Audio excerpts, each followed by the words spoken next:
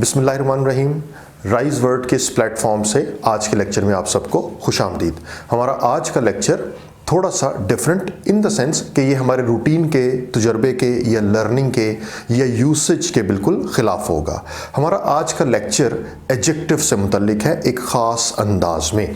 तो उसके लिए आपको बोर्ड के टॉप पर देखना होगा, आपको दो हेडिंग्स लिखी हुई नज़र आ रही हैं बोल्ड ब्लैक में, the with second degree of adjective, जिसको रेड में आपको COMP यानी कंपैरेटिव लिखा हुआ नज़र आ रहा है।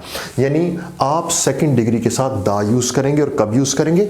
और दूसरी हेडिंग में आपको लिखा हुआ नजर आ रहा है नो दा विद थर्ड डिग्री, यानी आपने एडजेक्टिव की थर्ड डिग्री के साथ दा नहीं लगाना।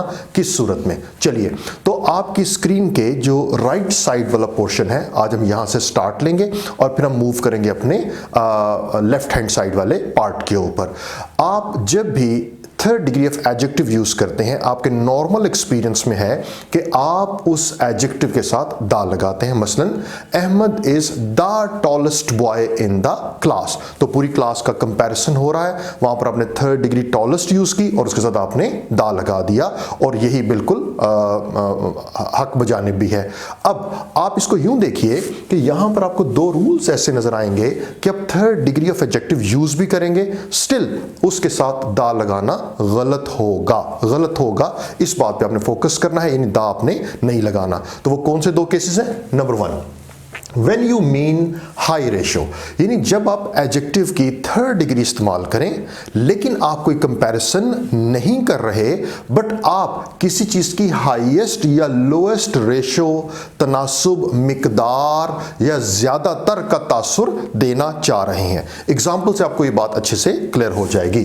एग्जाम्पल नंबर 1 को देखिए, the most boys prefer pre engineering in FSC। हमारे यहाँ ज्यादातर ऐसा होता है कि ज्यादातर बच्चे बॉयज यानी वो ज्यादातर FSC को प्रेफर करते हैं।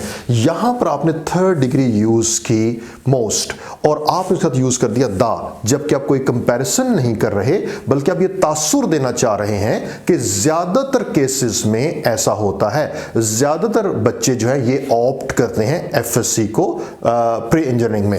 अच्छा, अब यहां पर दा का इस्तेमाल आपके पास गलत होगा, यानी आप दा इस्तेमाल नहीं करेंगे, आप यूज करेंगे most boys prefer pre engineering in FSC। दूसरे एग्जाम्पल को देखिए, the least attention was paid to education. आप कहना चाह रहे हैं एजुकेशन पर बहुत कम तवज्जो दी गई। आपने लिटिल का थर्ड डिग्री लीस्ट यूज किया और हस्ब रवायत आपने उसके साथ दा लगा दिया अपने प्रीवियस कॉन्सेप्ट के अकॉर्डिंग। लेकिन वो दा सिर्फ तब लगेगा जब कंपैरिजन मोर देन 2 नाउन्स के दरमियान होगा। यहां आप देख रहे हैं कोई कंपैरिजन नहीं है, तो हमें क्या लगाने की जरूरत यहां पर नहीं है, हम दा नहीं लगाएंगे, हम यूज करेंगे least attention was paid to education। चलें, केस नंबर 2 को देखिए। आप थर्ड डिग्री के साथ दा नहीं लगाएंगे कब? Comparison of same noun in different situations. जब आप एक ही नाउन को डिफरेंट सिचुएशन में उसके पोटेंशियल को, उसकी कैपेसिटी को देखेंगे तो आप कभी भी उसके साथ दा नहीं लगाएंगे।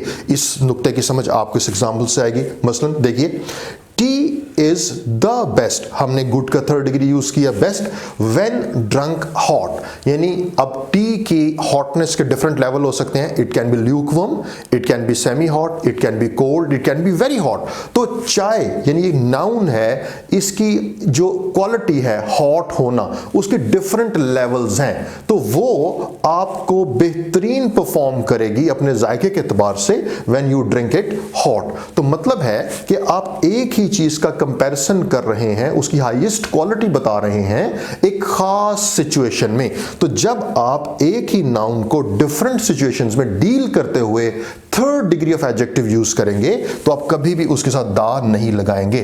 T is best when drunk hot. एक और एग्जांपल देखिए, hiking is the most dangerous during rain. अब हाइकिंग समर में भी की जा सकती है, विंटर में भी की जा सकती है, स्प्रिंग में भी, ऑटम में भी, स्नोफॉल में भी, रेन के दरमियान भी, ड्राई वेदर के अंदर भी। तो डिफरेंट लेवल्स हैं, डिफरेंट सिचुएशंस हैं। तो जब अपने डिफरेंट सिचुएशंस में एक ही नाउन को किसी खास लेवल पर, सुपरलेटिव लेवल पर देखना हो तो आप कभी भी उसका दा नहीं लगाएंगे। हम बोलेंगे hiking is most dangerous during rain. एक और example, Karachi is the finest city in December. अब कराची को आपने विजिट किया जनवरी, फरवरी, मार्च, अप्रैल, मई, जून में, और आपको लगता है कि दिसंबर में कराची की रौनक, इसका हसल एंड बसल अपने अरूज पर होता है। तो आप सुपरलेटिव फॉर्म यूज कर रहे हैं एक ही नाउन को रेफर करने के लिए डिफरेंट सिचुएशंस को कंपैरिजन करते हुए। तो एक ही नाउन डिफरेंट सिचुएशंस में जब कंपैरिजन होगा तो थर्ड डिग्री यूज करते हुए आप द का इस्तेमाल नहीं करेंगे। तो हम बोलेंगे Karachi is finest city in December. अच्छा जी, अब आपने सीख लिया कि थर्ड डिग्री तो आप यूज कर रहे हैं लेकिन अब दा यूज नहीं कर रहे साथ, और उसकी बुनियादी वजह क्या है? आप कोई कंपैरिजन नहीं कर रहे होते, आप एक हाईएस्ट रेशियो शो कर रहे होते हैं, या आप एक ही नाउन के डिफरेंट लेवल्स पर उसको डिस्कस कर रहे होते हैं। अब इसी तरह वापस आ जाइए, दा विद सेकंड डिग्री, अमूमी तौर पर थर्ड डिग्री के साथ दा है। अब हम डिस्कस करने लगे हैं कि दा इस्तेमाल करना है और एडजेक्टिव की कंपैरेटिव, यानी जो एक हमारा अमूमी एक्सप्रेशन है, सेकंड डिग्री के साथ हम दा कब इस्तेमाल करेंगे। अच्छा जी, इसका रूल नंबर 1 बहुत ही आसान। देखिए case number 1, of the two, ये एक फ्रेज है।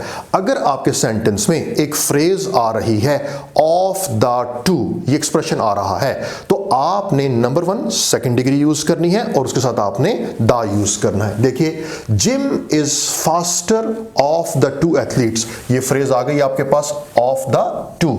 जब ऑफ द टू आ गया तो आपने सेकंड डिग्री तो यूज कर दी, अपने एक रूटीन के कॉन्सेप्ट के मुताबिक दो नाउन्स के कंपैरिजन में हम सेकंड डिग्री यूज करते हैं। लेकिन इस ऑफ द टू के कंपैरिजन में याद रखिए आप सेकंड डिग्री के साथ अनयूजुअली आर्टिकल यूज करेंगे the faster of the two athletes. अच्छा, एक एग्जांपल देखिए, of the two colours red is sharper. दो कलर्स हैं, से ग्रीन एंड रेड, और रेड जो है वो ज्यादा शार्प है, तो आपने दो के कंपैरिजन में सेकंड डिग्री तो यूज कर दी, लेकिन नई चीज आपके पास क्या है? Of the two. जब ये फ्रेज आ जाएगी तो आप सेकंड डिग्री तो यूज करेंगे ही करेंगे, साथ में आप ऐड कर देंगे द शार्पर। एक रूल हो गया। और अब इसका दूसरा रूल कि आपने सेकंड डिग्री के साथ द कब इस्तेमाल करना है? जब आप दो क्लॉजेस में, सेंटेंस के दो पार्ट्स में दो एडजेक्टिव पैरेलल यूज कर रहे हो। पढ़े जरा इसको, टू पैरेलल कंपैरेटिव डिग्रीज।